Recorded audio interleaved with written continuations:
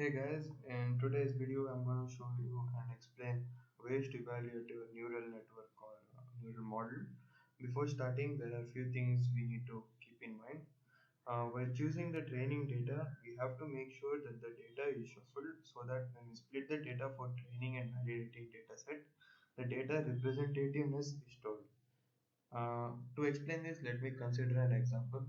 Okay, so if you're trying to classify images of handwritten digits and you're starting from an array of samples where the samples are ordered by their class, taking the first 80% or first 8 digits of the array as your training set and remaining 20% or 20 images as your test set will result in you training the model only for the classes 0 to 7 and validating for the classes 8 to 9. This is a ridiculous mistake and it's surprisingly common in most of the projects made by beginners.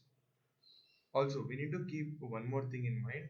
While we shuffle the data, we should make sure that we don't shuffle those kind of data which are dependent on time. Let me explain this by considering the example of, like, if you're predicting tomorrow's weather or tomorrow's oil price, that is dependent on time. So you can't change the order of result in wrong prediction by the model.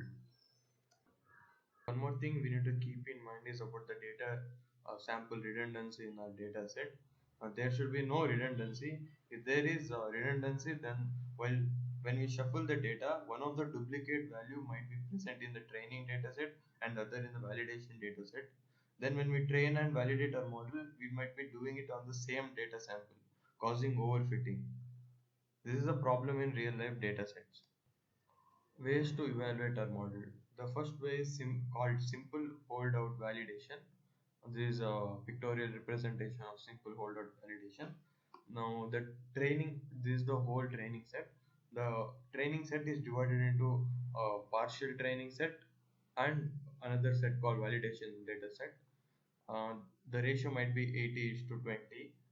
Uh, this is how you divide the whole training data chunk into one for training and one for validation.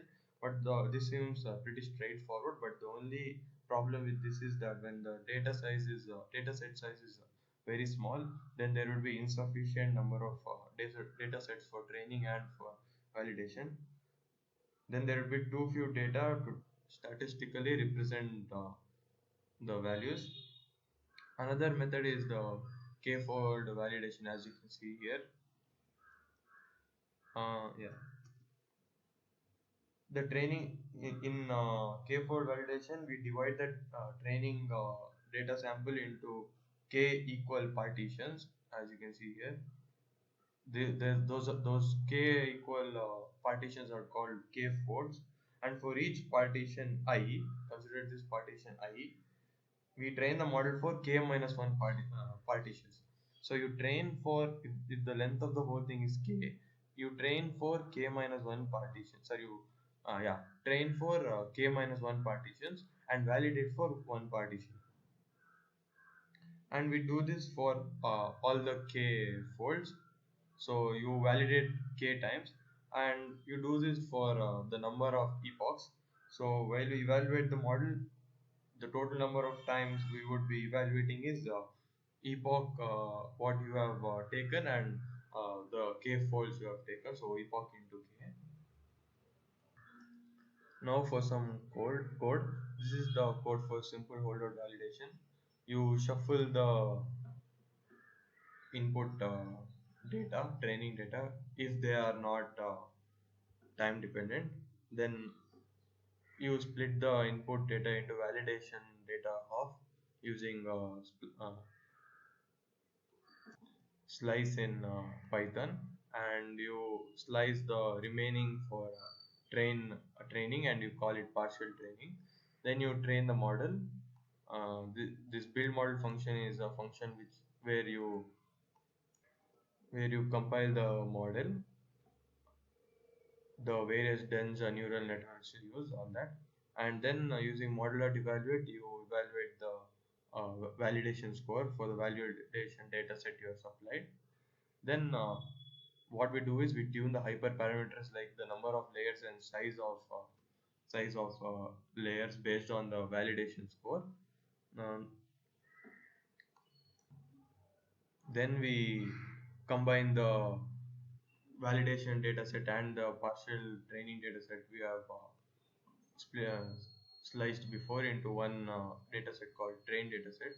Then if we want, we can shuffle the dataset again and then supply it to the model, create a new instance of the model using the build model, and this time supply the training dataset which you have got in the previous step. Then you can evaluate the test score using again the model.evaluate function and the test dataset. This is the code for k-fold validation. Suppose we want a four-fold validation, take k as number of samples would be the length of the training dataset integer divided by k, the number of folds, and you shuffle the data.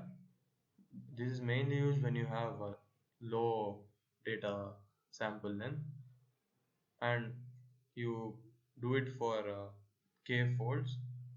You first form the validation dataset using by slicing the training dataset. Then you concatenate the two slices of the training dataset because except suppose you consider the third partition, then would be for validation and the other these and these for training. So except this you need to concatenate these two parts of the array. Then like the previous step, you build the model and you train the model.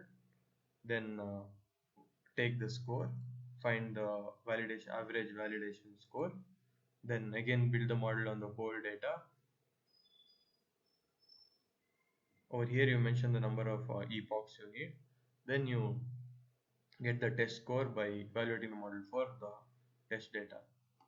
Hence, like I told previously, we are training the model for the number of epochs we choose into the number of folds.